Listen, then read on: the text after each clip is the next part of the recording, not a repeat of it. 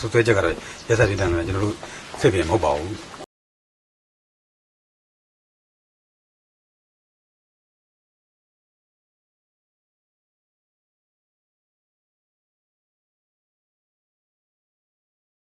ဒီ2023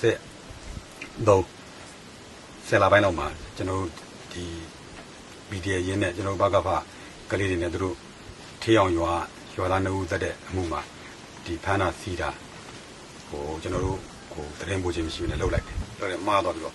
နောက်မနေ့ကျသူတို့ချုပ်ထားတဲ့နေရာနေပြေးတာရှိတယ်ပြီးတော့ဒီရမှုပြတ်ခတ်မှုနဲ့ဒီအလွဲမှာဖြစ်သွားတော့အလွဲမှာဖြစ်တော့ဒီဟာကိုကျွန်တော်တို့အေးအေးယူပေးဖို့ရလဲကျွန်တော်ရဲဘော်တွေကိုအပ်ထားပါတယ်နောက်ဒီခုပါဖားနဲ့ဘယ်ရင်ဘက်မှာဖြစ်သွားတဲ့ပြဿနာဆိုလို့ရှိရင်လည်းကျွန်တော်တို့ဒီသက်ဆိုင်ရာရဲဘော်ကျူးလွန်တဲ့ရဲဘော်မှားသွားတဲ့ရဲဘော်ကျွန်တော်တို့ဒီမျိုးနဲ့ပြည်သူ့လုံခြုံရေးဖွဲ့ကိုဒီအမှုနဲ့ထိုက်တဲ့ပြည်တိုင်အရေးယူပေးပါဆိုပြီးကျွန်တော်တို့ကိုယ်တိုင်စားနဲ့တွားအပ်တာရှိပါတယ်လို့ဖြေကြားလိုပါတယ်ဗျကျွန်တော်တို့ကတော့ဒီလိုပေါ့လူမတတောင်ကအုပ်ချုပ်ရတာဆိုကြဒီຢာတွေကတော့အမားဆိုတာတော့ရှိပါတယ်ဒီအမားကိုကျွန်တော်တို့ကျူးလွန်တဲ့သူကလည်းတာဝန်ယူရမယ်ကျူးလွန်တဲ့သူတာဝန်ရဆိုကျွန်တော်တို့ကသူတို့ကိုကျူးလွန်တဲ့သူရဲ့ကျွန်တော်တို့အုပ်ထိန်းသူခေါင်းဆောင်ဖြစ်နေရမှာခေါင်းဆောင်ဖြစ်တော့ဒီပုတ်ခတ်မှုရိုက်ခတ်မှုဆိုတာတော့ရှိနေမှာပဲရှိနေတဲ့တိုင်ကိုကျွန်တော်တို့ကခေါင်းဆောင်ဖြစ်တယ်ကျွန်တော်တို့ခံစားရမယ်ကျွန်တော်တို့ဖြည့်ရှင်းရမယ်ထိုက်တဲ့အားလျော်စွာဒီပြည်တိုင်နဲ့မင်းတို့တို့လောက်ရမယ်အဲ့ရမယ်ဆိုရမှုတွေမင်းတို့ဒီပြည်တိုင်ကိုခံရမယ်ဆိုတာအပ်ထားတယ်ပေါ့ကျွန်တော်တို့အနေနဲ့ပုတ်ခတ်ဒီပြောတဲ့ဟာမျိုးဆိုတော့ကျူးလွန်သွားတဲ့အတွက်ရဲဘော်တွေကတော့ဒါရဲဘော်ဆိုတာတော့ကျွန်တော်တို့သူတို့အပြေပြောမှာကျွန်တော်တို့ထက်တက်နေတဲ့သူရဲဘော်တွေလည်းရှိပါတယ်ပညာရေးချင်းရောဉာဏ်ပညာရောအတွေ့အကြုံတွေရောဒီကျွန်တော်တို့နဲ့မတက်တာဆိုလို့ရှိရင်တော့သူတို့ဘဝဖြတ်တန်းမှုတို့အသက်အရွယ်တို့ကျွန်တော်တို့ငင်မယ်ပေါ့အဲ့ဒီသူတို့အမားတွေကိုနောက်မမားဖို့ရလဲကျွန်တော်တို့ထိန်ပြောဆိုနေရှိတယ်နေ့တူအစားထုတ်နေရှိတယ်တန်းစီမှာမှာကြတာရှိတယ်သက်ဆိုင်ရာစုံနေဒီတိုက်နေတွေကြီးရွာတွေဘုံလုံးပြောကြဖို့နောက်လည်းမမားဖို့ရဲဘော်တွေလည်းမမားဖို့လုပ်နေရှိပါတယ်ခုတော့ဒီဖြစ်သွားတဲ့ကိစ္စတွေကြောင့်ကျွန်တော်တို့ဒီပြောဆိုတိုက်ခိုက်ခံရတာရှိတယ်ပြောဆိုတိုက်ခိုက်ခံရတာလည်းကိုယ့်အောက်ကဒါပေါ့တာသမီမကောင်းမိဘကောင်းတပည့်မကောင်းဆရာကောင်းတော့လားပေါ့ဒါနဲ့ကျွန်တော်တို့လည်းသူတို့မကောင်းဘူးလို့ပြောတော့ဒေါ်လာကြီးလုံးတယ်သူတို့လည်းသက်ဆုံးရှုံးသွားနိုင်တယ်ဒီကတော့မှားသွားတဲ့ဟာကိုကျွန်တော်တို့ကအကောင်းဆုံးဖြစ်အောင်နဲ့ဥပဒေရတရားမျှတအောင်ဘယ်လိုရှင်းရမလဲဆိုတာပဲတွေးခေါ်ကြံစားတာပေါ့နော်အဲ့တော့ထူးတွေရောအဖြစ်တရားမရှိပါဘူးကျွန်တော်တို့ဒီကတိုက်ခိုက်တာပြောဆိုတာကတော့လောကပဲ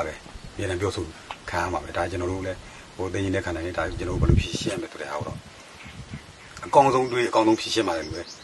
ဖြေကြားလိုပါတယ်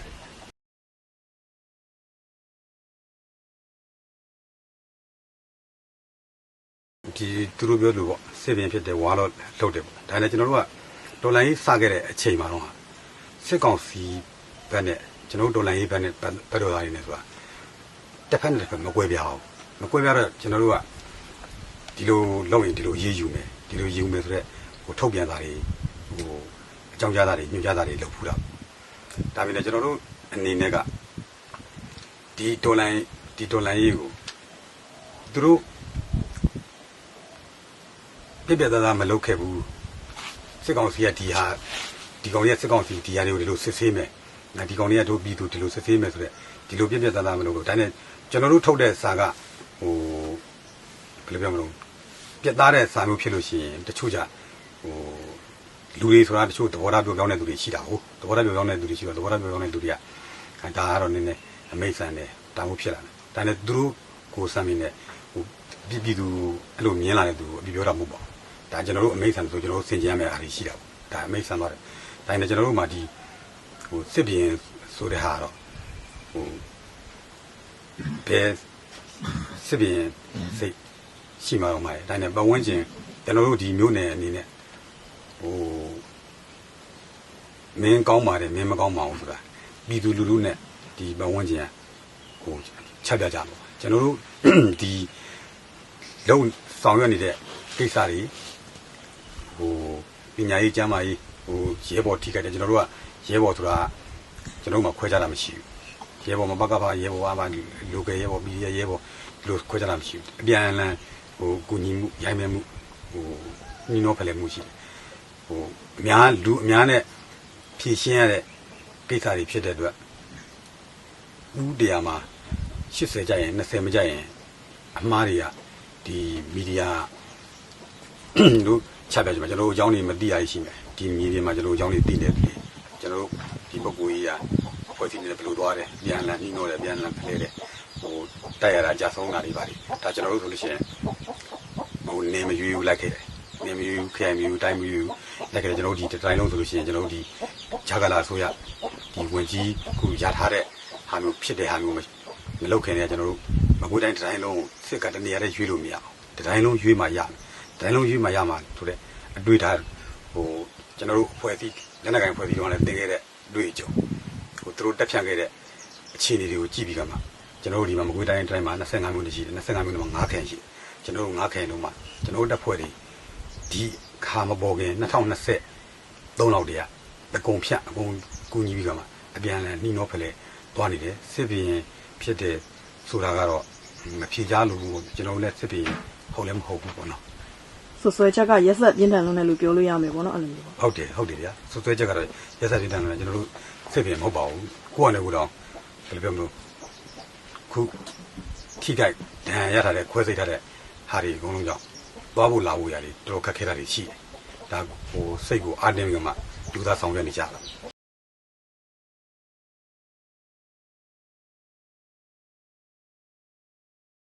နိစ္စနေပြီလို့ထင်လဲလို့ပြောရလို့ရှိရင်တော့စီလုံးညီညွတ်ပြီးကမှပူပေါင်းဆောင်ရွက်လို့ရှိရင်တော့မြန်ပြီးလိမ့်မယ်စီလုံးညီညွတ်မှုဟိုပေါ့မကွဲအောင်လဲကျွန်တော်တို့ကထိန်းကြောင်းကမှဟိုသဘောထားဟိုလျှော့တာသူတို့ပြန်တင်တာလော့ရတယ်ရှိမယ်ဟိုမြန်ဘယ်လောက်နီးစပ်ပြီးလဲပြောရင်ဒီဟာတော့ခက်ခဲတယ်ခက်ခဲတော့ကျွန်တော်နီးစပ်ပြီးတယ်ဆိုတော့ဟိုမသုံးတတ်ရဲဘူးပေါ့ကျွန်တော်စီးအောင်လုပ်ပြီးကမှဘယ်လောက်ရွေးအောင်လဲသူတို့စစ်ကောင်စီရန်တွေကတောက်တိုင်နေကုန်သူပြအောင်ဖြိုမလဲဆိုတာပဲတွေးထားတဲ့အတွေ့ရှိပါတယ်နီးစပ်ဖို့ဆိုရင်တော့အောင်ဖို့နီးစပ်ဖို့ဆိုရင်ကျွန်တော်တို့ခုစောစောတော့ကျွန်တော်ပြောသလိုပေါ့ကျွန်တော်တို့ကဒီပြည်ရရင်ကလည်းဒီအစိုးရပြည်ထောင်စုအစိုးရဒီ MOD ကျွန်တော်နိုင်ငံရဲ့တက်ဖြစ်လာမယ်ကျွန်တော်အခု unit တွေပေါ်လာ unit ကလည်းတိုင်းအစိုးရရဲ့တက်တွေဖြစ်မယ်တက်တွေဖြစ်ရင်ဒီနိုင်ငံရဲ့တက်ကိုလည်းအားဖြစ်အောင်ကျွန်တော်တို့ကူညီပံ့ပိုးရမယ်ကျွန်တော်ပေါ်လာမယ်တက်တွေကိုလည်းဟိုကွဲပြားနေတဲ့အစုအဖွဲ့အသေးလေးတွေကိုဟိုစုစည်းနိုင်အောင်ပူးပေါင်းနိုင်အောင်ဟိုနားလည်လာအောင်ဟိုညီညွတ်လာအောင်ဟိုကျွန်တော်ဖလှယ်ရမယ်ဆွေးနွေးရမယ်တိုင်ပင်ရမယ်အဲ့ဒါမျိုးလို့အဲ့လိုညီညွတ်သွားပြီး95%ရာခိုင်နှုန်းညီညွတ်ပြီးဆိုရင်ပြီးဖို့ရ90%ရာခိုင်နှုန်းသိကြတယ်မညီညွတ်ရင်တော့တော်တော်ဝေးလေအောင်မယ်ကျွန်တော်ညီညွတ်အောင်တော့ကျွန်တော်လည်းဟိုကျွန်တော်တို့ကတပြင်းတိုင်းကိုပဲအတူယူရမလားကျွန်တော်တို့ကပဲဆန်နေမှာဖြစ်ရမလားဆိုရက်ဒါမျိုးတော့ဟိုနေ့တူကစဉ်းစားပြီးတော့သုံးသက်ဆောင်ရွက်နေတယ်ပေါ့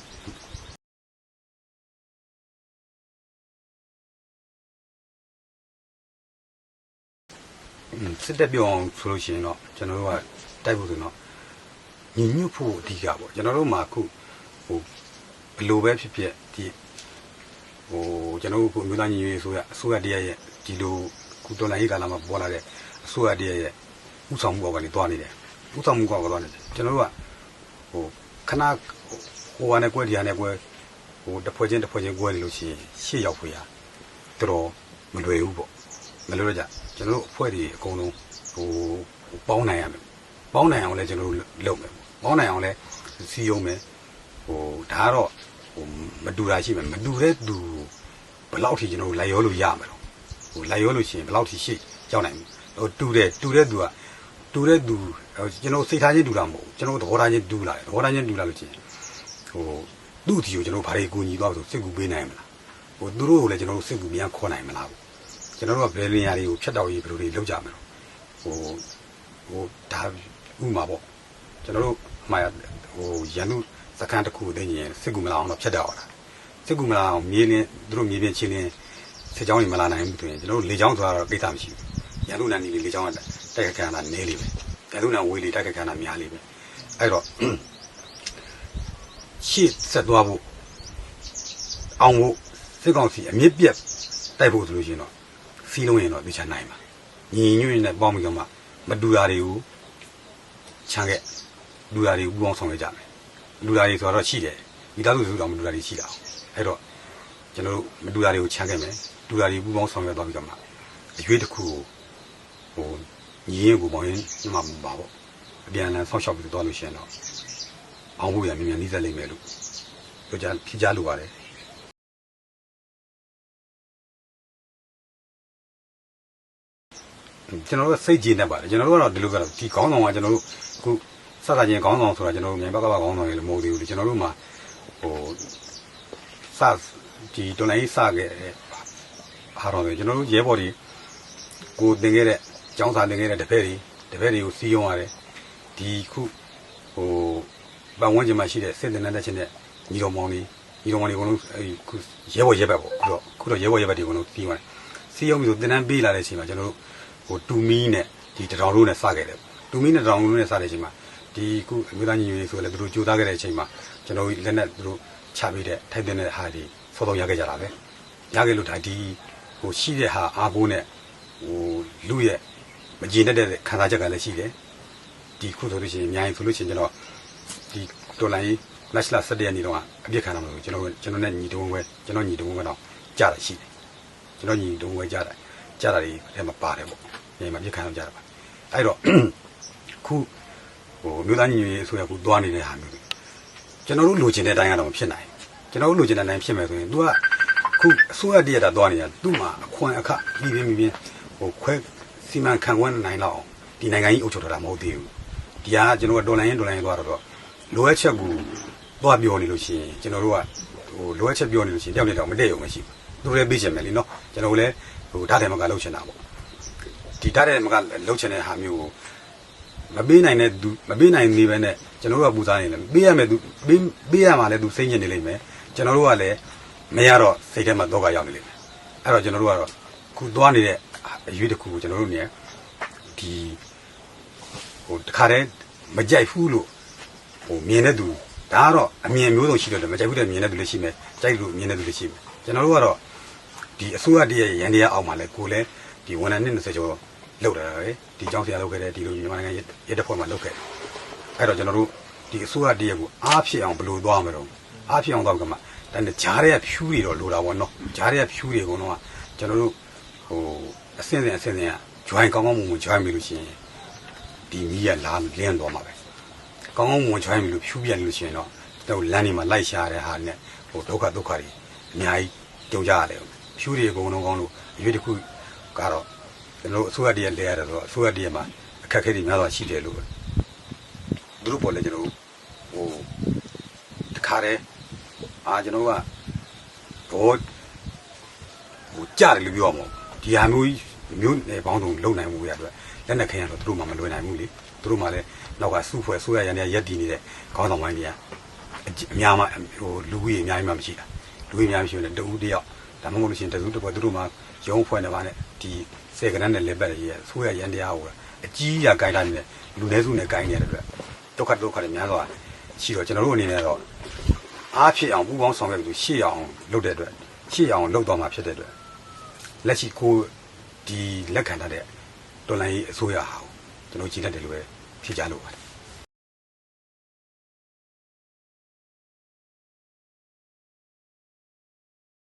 ်ကျွန်တော်ကအခုသူတို့ဒါစကားအပြပြောရမယ်ဆိုရင်တော့ကျွန်တော်ကတော်လိုင်းမလို့သူတို့ဒီဟိုအပိုင်းမှတစ်ခုဒီကာဝေးဝင်ကြီးပါညာပြီးတော့ကျွန်တော်တို့တော်လိုင်းပြီးလို့ရှိရင်ကျွန်တော်တို့တဲ့ကိုနေတဲ့ကိုမျိုးကိုရွာမှာကိုနေတဲ့နေကြတာဒီနေရာကိုကျွန်တော်တို့စိန်ကောင်းတောင်တာဝန်မယူပါဘူးဘာလို့စိန်ကောင်းတာဝန်မယူလဲကျွန်တော်တို့မှ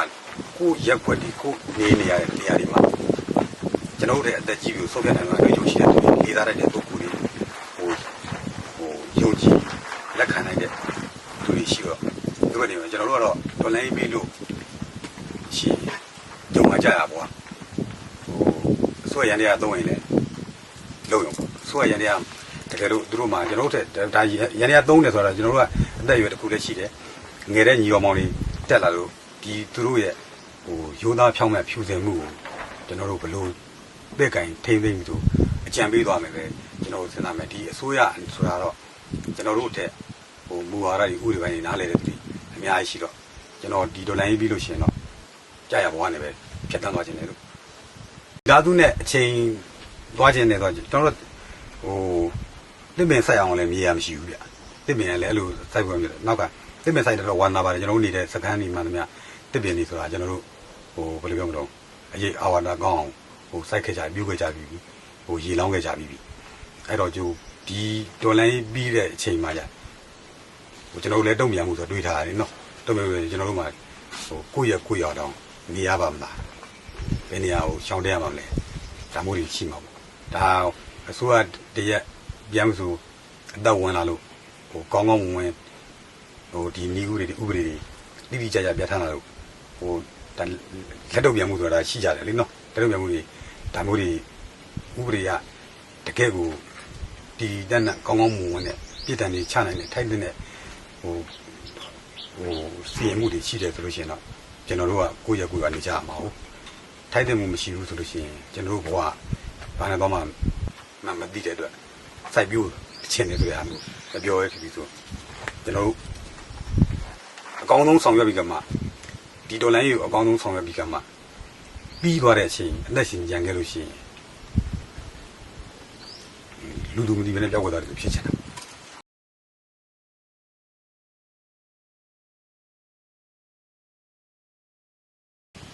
ကျွန်တော်တို့ကတော့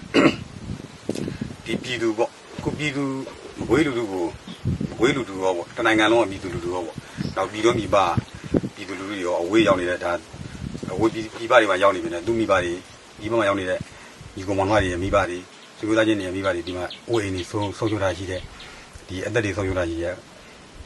ဒီခုဒေါ်လာရေးကပြည်သူလည်းပူပေါင်းပေးပါပြည်သူလည်းပူပေါင်းငကိုဒေါ်လာရေး2021 20နဲ့အဲ့လိုစခဲ့တော့ဝုန်းဆန်းအောင်စခုချိန်မှာလက်နက်ခဲရန်တော်လန်နိုင်တဲ့အခြေအနေတရက်ကိုရောက်နေပြီစူးစီးနိုင်တဲ့စူးစီးမှုအားနေတဲ့ဆိုအားနေသေးတယ်လို့ပြောမှာပေါ့နော်အဲ့ဒါခုတိုင်းကပြည်သူလူထုအနေနဲ့တော့ဒီလောက်ကြီးဆုံးရှုံးပြီးတော့မကောင်းမှုဆိုတဲ့ဆိုရတဲ့ကြီးပြီးနေတာပဲနိုင်အောင်ဒီဟာကိုစစ်အောင်နိုင်အောင်ဆောင်ရွက်သွားမယ်နောက်ထပ်တွေ့ဖယ်တဲ့ဟာမျိုးဖိတ်ပြတဲ့ဟာမျိုးမဖြစ်ပါနဲ့လို့ရဲဘော်ရဲဘက်တွေနဲ့ဒီဒေါ်လာရေးကောင်းမွန်စွာလှုပ်ဆောင်နေတဲ့ကိုယ့်ရဲ့သာသမီတွေညီကိုမောင်မတွေကိုလည်းနှုတ်ဖြစ်စီပေါ့ကိုဖြစ်စီအကူကြီးပေးပြီးဆိုစောင့်ရှောက်ပေးပါအောင်လို့ဒီဒေါ်လာရေးကတော့အချိန်တစ်ခုကြာတိကျအောင်ပါအောင်လဲကျွန်တော်တို့တိုက်ပါမယ်တိုက်သွားပါမယ်အောင်လဲစစ်တိုက်ဖို့ရဒါကျွန်တော်တို့လည်းစီယုံဖို့ရခုလောလောဆယ်တော့ကျွန်တော်တို့ဆိုတော့ဒီတာဝန်ဒီတိုင်းဒီ Federal Unit ရဲ့တာဝန်ပြည်ချင်းခံရတော့ကြတိုင်းစစ်ရေးအရွေကိုတစ်ချက်ကတော့တိုင်းစစ်ရေးအရွေပေါ့နောက်အချက်တွေကတော့ဒီကျွန်တော်တို့ထိသက်နေမြေတွေနဲ့မဟာမိတ်အဖွဲ့တွေရဲ့အားဖြစ်စီရမယ်ယုံကြည်မှုရတဲ့သူဖြစ်လို့တယ်ပြည်သူကိုလည်းစစ်အောင်တိုက်သွားပြီးတော့မှရဲဘော်ရဲဘက်တွေရဲ့ဥဆောင်နိုင်ကောင်းဖြစ်တယ်လို့ဖြစ်အောင်ကြိုးစားတော့မှာပါလို့ကျွန်တော်ဒီကြဖြစ်ဆွတ်ဆိုလို့ရှိရင်တော့ကျွန်တော်တို့အဖွဲ့အချင်းချင်းတွေပေါ့ကျွန်တော်တို့ဒီ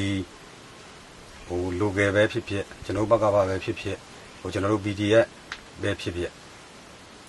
ဒီခုဂျာကာလာပေါ်လာမယ်ဘလို့အစုအဖွဲ့ကဘလောက်စီးရုံအောင်သွားပြီးကမှ